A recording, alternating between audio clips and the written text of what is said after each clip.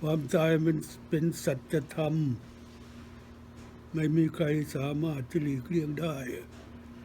วันนี้หลวงตาก็ขออะไรคนดี คนเลวตายหลายร้อยไม่น้อยจิตเพราะชีวิตคนเลวนั่นเหลวไหล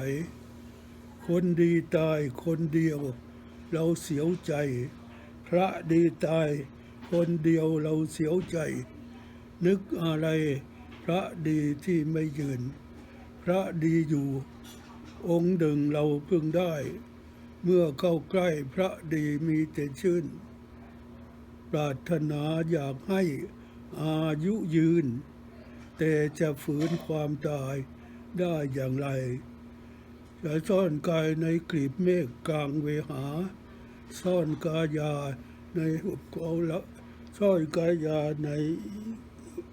หุบเขาลำเนาเขาจะซ่อนกายในหุบเขาแล้วตายจะซ่อนกายอยู่ที่ไหนไม่พ้นตายไม่มีที่จะซ่อนตายในโลกนี้อันความตายเ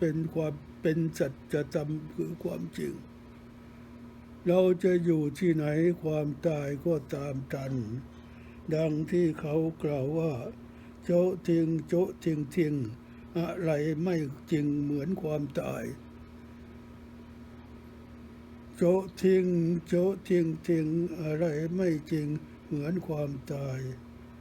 จะอยู่ที่ไหนความตายก็ตามทันเพราะฉะนั้น